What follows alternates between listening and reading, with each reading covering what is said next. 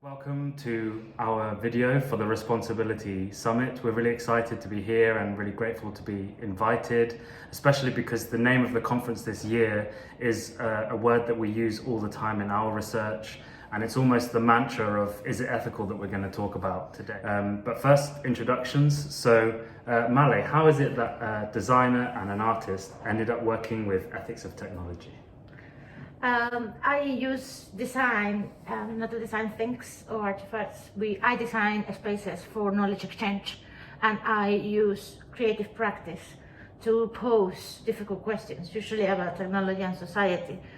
So that practice led me to what I call design-led innovation. And I'm the co-director of itITethical exchange, and this is a project that we're gonna talk about it. But look, you are a philosopher. On German Romanticism. How is that you ended up working in participatory creative projects? Yeah, so I use creative practice to pose difficult questions, usually about technology and society. So that practice led me to what I call design-led innovation.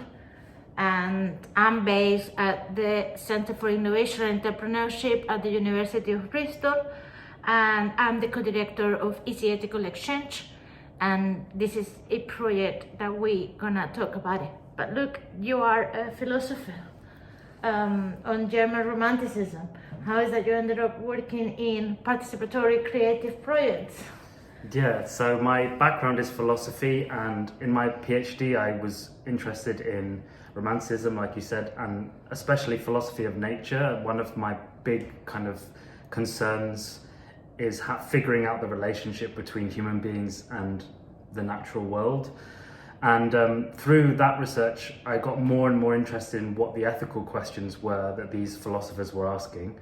But a lot of the time, those questions are kind of held in very theoretical, abstract ways when you're just talking in philosophy. So when I started working with itITethical exchange, I got really excited by seeing how these people, you and all the people in the project, were using ethics to do something in practice. Yeah, but I think the one to blame is Professor Monica Buscher, who is the director of itITethical and who got us all together, studying or exploring issues of ethical, legal and social implications of technology in big scale European projects of research and development. And in each of the projects that then kind of spread out into little projects, we have been working with an interdisciplinary team, and we call ourselves creative ethicticians. So I think a part of this talk is to explain what ethics through design means. That ethics through design is a way of both reconceptualizing design and also reconceptualizing ethics. So how does ethics through design reconceptualize design for you? So the itITethical is many things at the same time. It's a knowledge base, so it's a place where people could access our open-based framework, but it's also a community platform, and we also have kits of methods that we develop to catalyze these ethical values, each of them tailored to each project, and then retroinform the knowledge base. To think about design in terms of ethics through design is imply a transformation or a moving out of the paradigm of user-centered design. It's a way I start thinking in terms of collectively distributed design.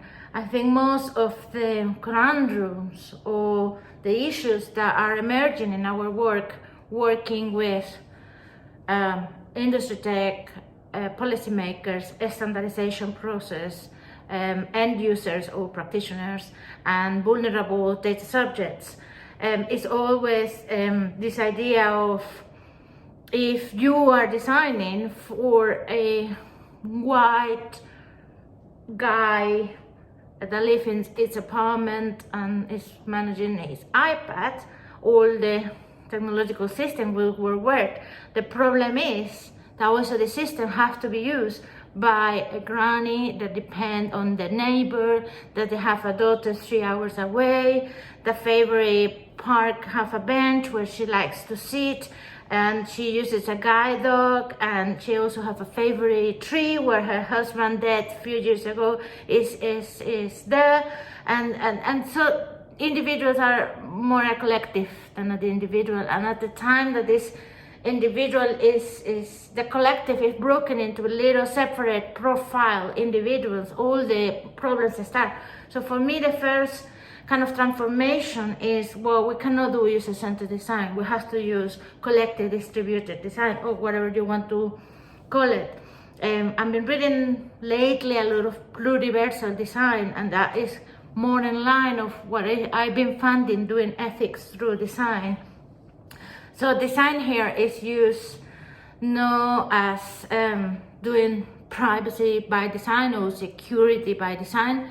We actually impose walls and barriers to innovation, but actually is to create spaces where different voices, particularly vulnerable voices, could be heard and included in design processes.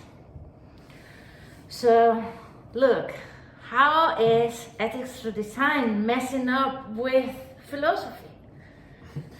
Yeah, it messes up a lot, but in a good way, I think, because in kind of straight philosophy, when you talk about ethics, most of the time it's in this hypothetical space where you say, if I could make the world how I want, what would be the best way to make it? Like a classic example is Kant. He has 3 questions for the whole of philosophy, and the second one is, what should I do? So he starts with, what can I know? And then he says, what should I do? So what should I do is the basic question in philosophy for ethics. But as soon as you interrogate it a bit, you have to unpack it. So what do you mean? Who's the I? When you say, what should I do? Who's the I? And of course, for Kant, it's everyone who looks like Kant. It's a white European male, like you were saying. So already you stumble into this problem where we don't live in a hypothetical world. We live in a world where actual problems are occurring and we have to do something about them. So ethics through design messes up with ethics because it says, first of all, you can't just imagine what you would like to happen. You have to see what's already happening and then try and figure out the ethics of it. And that's a process that has to happen continuously. It's not like you say, okay, my ethics are done, now I can go ahead and do everything else. You have to have your ethics there all the time. And you have to accept that those ethics are going to change depending on who and what you encounter. So it's not just this rigid system of this is right and this is wrong. It's more every time you encounter a new scenario or a new person or a new thing, you have to go back and revise and say, okay, how do my ethics respond to this? So putting ethics in practice does a lot for then going back to philosophy and saying, what does ethics really mean, I think? I think the second mantra is we are kind of going to the rescue of the syndrome, this is not my domain. We work in many projects, from designers to developers to policymakers to people that standardize with big tech industry, with small business are just starting or medium business I want to take a bit of the market. And every time that we raise the ethics is a little office or a little package of the project or a little regulation or administrative process. However, we want to say, yeah, it's your domain. We are implicated in a planetary and a societal crisis, and it's all of our domain. So what we are doing is using creative practice, games, theater, dance, to pose, to implicate people. One of my favorite projects of itIThethical was a board game. It's a tabletop exercise to imagine plausible near futures of disaster in Europe. And basically the game allows you to be in the different shoes of all the stakeholders. So you have environmental offices, researchers, government, utility agencies, and they all have to share data ethically. So I came into itIThethical when it was already running, and the first project I worked on was called Soda Project, and that one was about investigating things like trust and consent with people living with chronic illness. So the actual content of that project was these workshops where we were interacting with people who were living with dementia in that case, and also their caregivers, and trying to find a way essentially to talk to them about what's their perspective on the way they consent or the way they trust how their medical data is used. So the kind of innovation part of it, I guess, was trying to develop this new technology where you could store, like a cloud, where you could store all this medical data that could be accessed by anyone who was subscribed to it. So our approach to that technology is to say, well, if this is data that belongs to all these people, or it's data that comes from all these people living with dementia or another chronic illness, then how do they understand it? What's their role in how that data is used? And how do we make sure they get a say in how that data is used? So you can't just go along and say, what do you think about consent, or what do you think about trust? So it was an opportunity to use these creative methods, these art thinking methods, to get the conversation going through an activity that was a little bit easier to engage with or a bit lighter. But through those activities, storytelling and making, and you start to get into conversations about really heavy and important subjects, like who owns my medical data? Is it me? And most of the time it isn't. So that was a great one for seeing how a really small issue, or seemingly small issue in theory, like consent, becomes really complex. In the last year, we have been working with 5G for a big tech company that we cannot say the name, and it was the whole issue for me was how is that we use creative practice that is usually tangible and material and allows people to physically connect in a moment of separation or virtual workshops where everybody's in these little screens and separated, and all the benefit of the creative practice is kind of loose into a mural or mural boards that doesn't give you the same rewards emotionally. And we come up with making these packages that we then send by post, and in the packages was kind of a storybook and a card game and a role-playing system and a kind of analog phone that allows you to have like a prop that then you will act online. And that for me was also one of my favorites. You want to say what we're doing at the moment and what we're gonna do in this summit?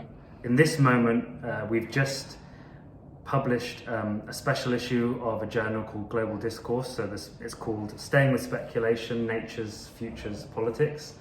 And that is a culmination of the networks that we've been making and the people we've been collaborating with over the past few years, put into an actual kind of substantial physical thing. And we're also doing another event here at Responsibility called Ethical AI Ritual, which again puts into practice some of these creative, performative, participatory techniques that we've been using to work with people. So you are all invited to participate. This is kind of a crossover in between our ritual and our workshop, and it's been informed by indigenous epistemologies and other ways of feeling and knowing ethically, and we hope to have you there.